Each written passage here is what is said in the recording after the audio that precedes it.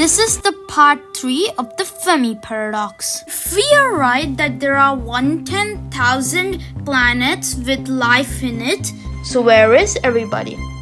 Welcome to the Fermi paradox. Watch part 1 and part 2 first, which is in the link in the description. We have no answer to the Fermi paradox. The best we can do is possible explanations. Taking a look at some of the most discussed possible explanations for the Fermi paradox, let's divide them into two broad categories. Each explanation assumes that there is no sign of type 2 and type 3 civilization because there are none of them out there, and those which assume they're out there, we're not seeing or hearing them. Explanation group 2. Type 2 and type 3 intelligent civilizations are out there, and there are logical reasons why we might have not heard of them. Group 2 explanations get rid of any notion we're rare or we're special, or at the first or anything on the controversy. They believe that the mediocrity principle, whose starting point is there is nothing unusual or rare about our galaxy, solar system, planet, or the level of intelligence until evidence proves otherwise. They're also much less quick to assume that the lack of evidence of higher intelligence beings is evidence of their non-existence, emphasizing that the fact that our search for signals stretches only about 100 light years away from us, was 0.1% across the galaxy, suggesting that a number of possible explanations. Here are 10. Possibility number 1. Super intelligent life could very well have already visited Earth, but before we were here, in a scheme of events, scientists humans have only been around for 50,000 years, a little bit blip time. If contacted happened before then, they might have made some ducks flip out and run into the water, and that's it. Further recorded history goes back to 5,500 years. A group of ancient hunter-gatherer tribes may have experienced some crazy alien things, but they had no good way to tell anyone in the future about it. Possibility 2. The galaxy had just been colonized, but we live in some desolate rural area of the galaxy. Americans may have been colonized by the Europeans long before anyone in the small Inuit tribe in the far northern Canada realized it happened.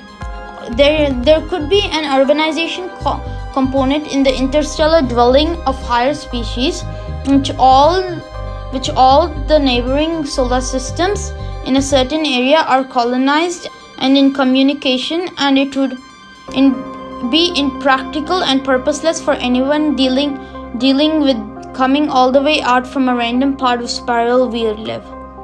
Possibility 3.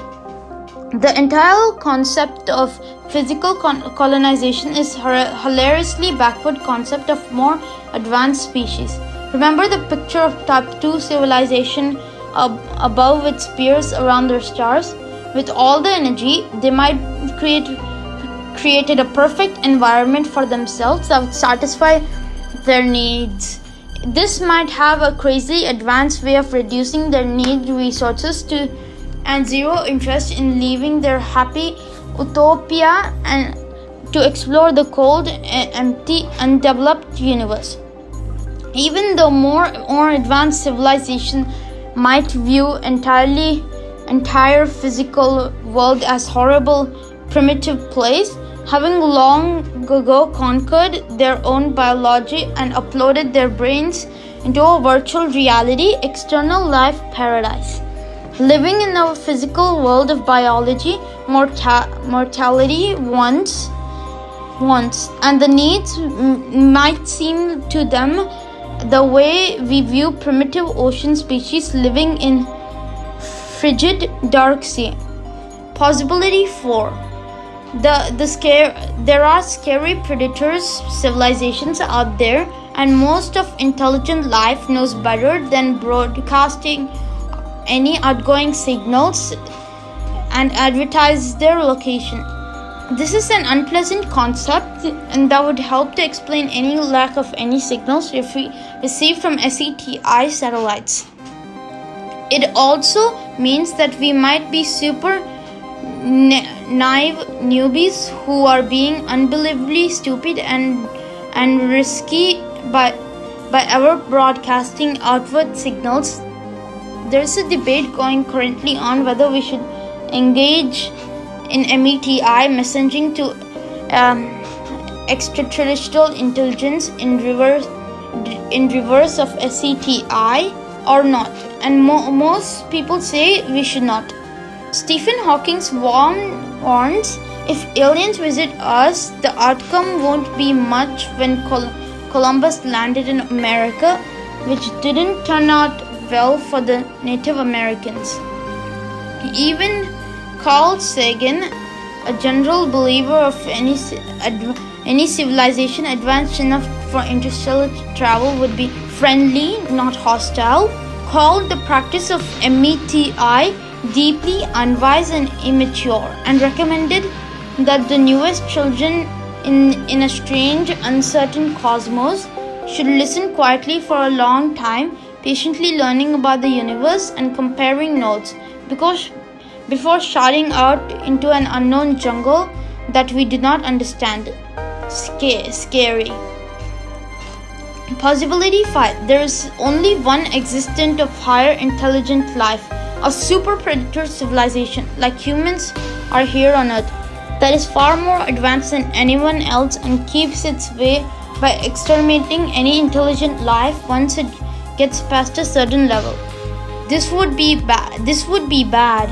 The way it might work is that it's an inefficient use of resources to exterminate all emerging intelligence, maybe because most of them die out on their own. But the past point is certain point that the super beings make their move because to them emerging intelligent life becomes like a virus and it starts to grow and spread. This theory suggests that whoever was in the galaxy to reach intelligent one, now no one else has a chance. This would explain the lack of activity out there because they're just keeping the number of super intelligent civilizations to 1. Possibility 6. There are plenty activity and noise out there, but our technology is too primitive and we're listening the wrong things. Like walking into the modern day office building, turning on the walkie-talkie, and when you hear no activity. When of course you wouldn't hear because anyone's texting, not walkie-talkies. Determining that the building must be empty. Or maybe, as Carl Sagan has pointed out, it could be our minds work exponentially faster or slower than another form of life out there. It takes 12 years to say hello, and when we hear that communication, it sounds like this. Possibility 7. We are receiving contact from other intelligent life, but the government is hiding it. The more I learn about this topic, it seems like an idiotic theory, but I had to mention it because it's talked so much. Possibility 8. Higher civilizations are aware of us, observing us, aka the zoo hypothesis. As far as we know, super intelligent civilizations exist in a tightly regulated galaxy, and our Earth is threatened like a part of a vast protected national park with a strict "look but do not touch" rule for the planet like ours. We wouldn't notice them because if a far smarter civilization wanted to observe us, it would know how to easily do so without us realizing it. Maybe there's a rule similar to Star Trek's Prime Directive, which prohibits super intelligent life beings for making any open contact with lesser species like us, revealing themselves in any way until the lesser species have reached a certain level of intelligence. Possibility 9. Higher species are there all around us, but we're too primitive to perceive them. Miyako Kako sums it up like this. Let's say we have an anthill in the middle of a forest. If you're next to the anthill, there a building with a 10-lane super highway. The question is, would the ants be able to understand what a 10-lane super highway is? The ants will be able to understand the technology and inventions of beings building the highway next to them. So it is not that we cannot pick signals from planet X using our technology. It's just that we cannot even comprehend what beings from space, planet X are, or what are they trying to do. It's beyond us. And that even if really wanted to enlighten us, it would likely be trying to teach ants about internet. Along those lines, there are answers to well, if there are so many fancy type 3 civilization, why haven't they contacted us yet? To answer that, let's ask ourselves.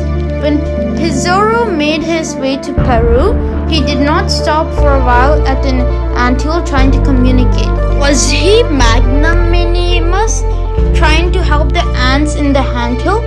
Did he become hostile and slow his original mission down in order to smash the anthill apart? Or was he the anthill of complete utter internal irrelevance to Pizarro? That might be the situation of us here. Possibility 10. We're completely wrong about our reality. There are a lot of ways it could just totally be off with everything we think. The universe might appear one way or something else entirely, like a hologram. Or maybe we're the aliens and we're planted here as an experiment or as a form of fertilizer. There's even a chance we're all part of a computer simulation by some researcher from another world, from another form of life, simply weren't programmed into the simulation. Looking at all this, one final thought, maybe we're alone.